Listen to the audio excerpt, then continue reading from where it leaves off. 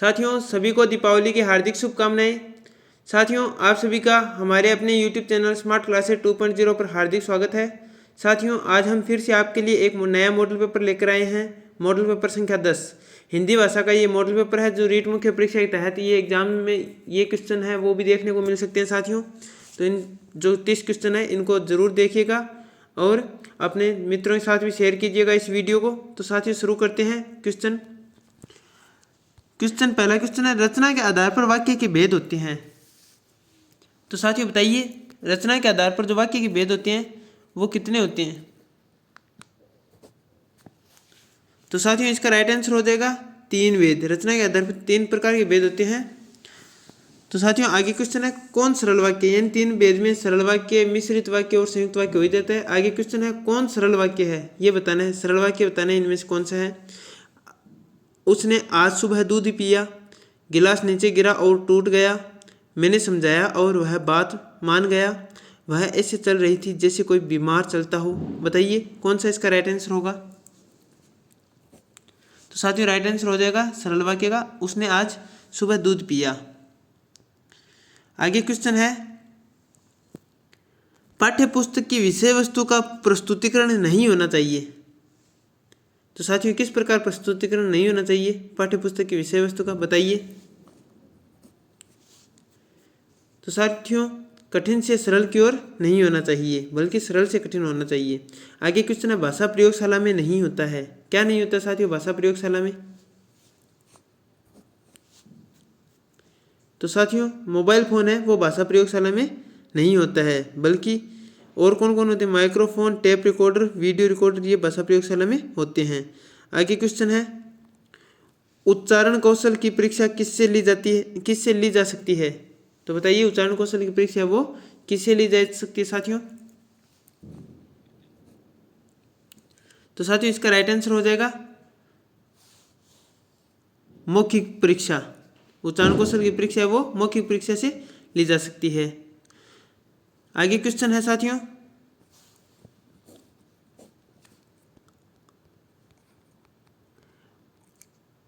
उपचारात्मक शिक्षण में नहीं होना चाहिए। क्या नहीं होना चाहिए उपचारात्मक शिक्षण में। तो साथियों उपचारात्मक शिक्षण में उपहास नहीं होना चाहिए। आगे क्वेश्चन है, ये एक गद्यांश है साथियों, इसको आप देख लेना। हम इसके सीधे क्वेश्चन ही निकालते हैं, लेकिन आप एग्जाम में जाओ तो इस गद्यांश है इसको जरूर पढ़ना, क्योंकि इसमें से क्वेश्चन की जो पुनरावृत्ति है वो इसमें से अच्छे से आप क्वेश्चन के हल कर सकते हो। इसको पढ़ना जरूरी रहता है, क्योंकि यहाँ पर तो हम इसलिए नहीं पढ़ रहे, एक तो वीडियो बड़ा ना हो और दूसरा कारण ये है कि इनसे जो व्याकरणिक क्वेश्चन पूछे जाते हैं तो हम क्वेश्चन हल कर रहे हैं। तो इसमें है कौन शब्द तत्सम नहीं है। जो तत्सम शब्द नहीं है वो बताना है, प्रयुक्त, हिसाब, उपार्जन, द्राक्षा। तत्सम कौन सा शब्द नहीं है साथियों बताना है। तो हिसाब है वो तत्सम नहीं है, बल्कि प्रयुक्त, उपार्जन, द्राक्षा ये सभी तत्सम है, और हिसाब है वो तद्भव है। आगे क्वेश्चन है, कौन शब्द विदेशी है। बताइए जो शब्द विदेशी है, व्याकरण, भाषा, क्षमता, गलत। विदेशी शब्द बताना है कौन सा है। तो साथियों राइट आंसर हो जाएगा गलत, जो विदेशी शब्द है। आगे क्वेश्चन है, कौन शब्द में प्रत्यय नहीं है, यानी इन शब्दों में कौन सा ऐसा शब्द है जिसमें प्रत्यय नहीं है। कोसों, दान, बनेगी, दातृत्व है, प्रत्यय नहीं है वो बताना है। तो साथियों दान शब्द है इसमें प्रत्यय नहीं है। आगे क्वेश्चन है, भाषा शास्त्र में सम्मान है, यानी भाषा शास्त्र में समास है। समास बताना है साथियों, भाषा शास्त्र में कौन सा समास है। तो साथियों इसका राइट आंसर हो जाएगा तत्पुरुष। भाषा शास्त्र में कौन सा समास है, तत्पुरुष बताया है। आगे क्वेश्चन है, उपार्जन में संधि है। बताइए साथियों कौन सी संधि है उपार्जन में। तो साथियों उपधन अर्जन दीर्घ संधि है इसमें उपार्जन में।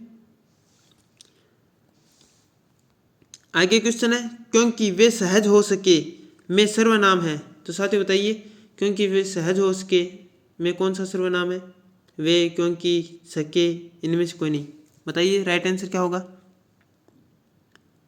तो साथियों इसमें वे है, वे सर्वनाम है। आगे क्वेश्चन है, दलित द्राक्षा में विशेषण है। बताइए कौन सा है दलित द्राक्षा में विशेषण। तो साथियों गुणवाचक विशेषण है दलित द्राक्षा में। आगे क्वेश्चन है, भाषा शिक्षण की श्रुत लेखन अभ्यास विधि का प्रमुख उद्देश्य नहीं है। बताइए क्या प्रमुख उद्देश्य नहीं है। तो साथियों इसका राइट आंसर हो जाएगा हस्तलिपि सुधारना। ये भाषा शिक्षण की श्रुत लेखन अभ्यास विधि का प्रमुख उद्देश्य नहीं है।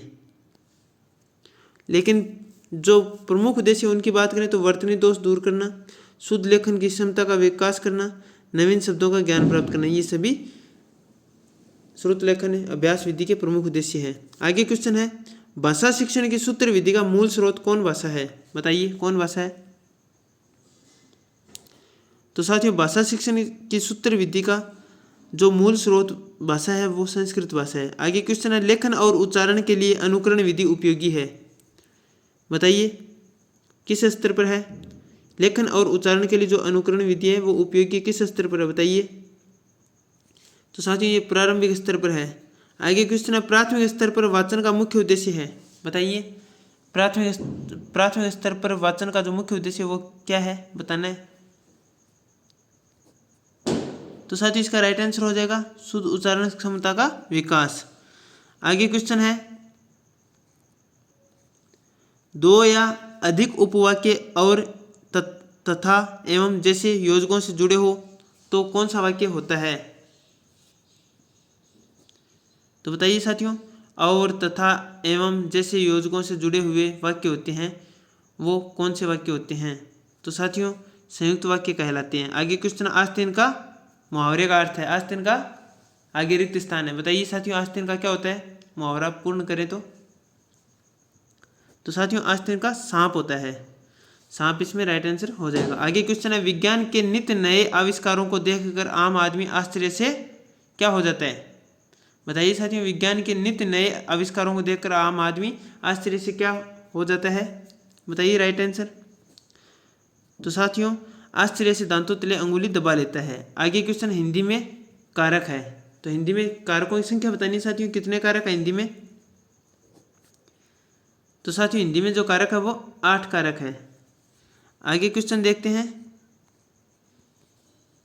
किस वाक्य में समुच्चय बोधक अव्यय है। बताइए साथियों किस वाक्य में समुच्चय बोधक अव्यय है। बताओ।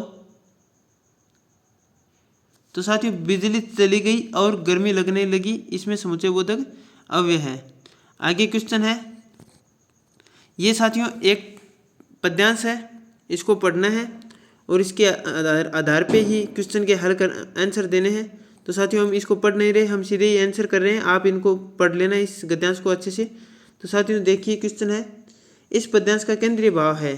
तो ये क्वेश्चन मैं सीधे ही बता देता हूँ, इस गद्यांश को आप पढ़ लेना आप इस पद्यांश को।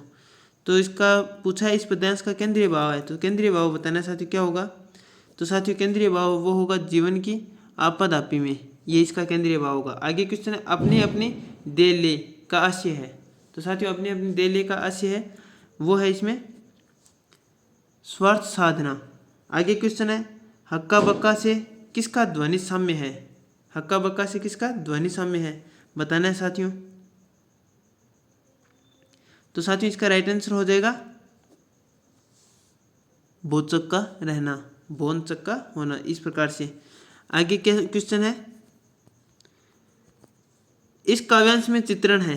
तो साथियों चित्रण किसका है, किस प्रकार का है वो बताना है। तो इसका राइट आंसर हो जाएगा जीवन की भागदौड़ का। आगे क्वेश्चन है, यह काव्यांश प्रेरित करता है। तो साथियों जो यह काव्यांश है वो प्रेरित करता है, किसके लिए प्रेरित करता है साथियों बताइए।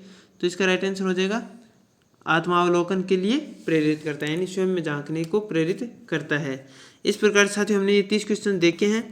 तो साथियों ये संपूर्ण 30 क्वेश्चन आपको मुख्य एग्जाम में भी देखने को मिल सकते हैं, तो इनको अवॉइड ना करते हुए इन वीडियोज़ के जो क्वेश्चन है, इस मॉडल पेपर के जो क्वेश्चन है वो आप अवश्य देखिएगा साथियों। और इस वीडियो को अपने अन्य मित्रों के साथ भी साझा कीजिएगा ताकि उनको भी ये लाभ प्राप्त हो, क्योंकि ये पुराने जितने भी क्वेश्चन पेपर है उनसे ये क्वेश्चन निकाले गए हैं। तो साथियों ये बेहद ही मतलब इम्पोर्टेंट और सार्थक क्वेश्चन है जो एग्जाम की दृष्टि से बहुत ही महत्वपूर्ण या लाभकारी सिद्ध होने वाले हैं।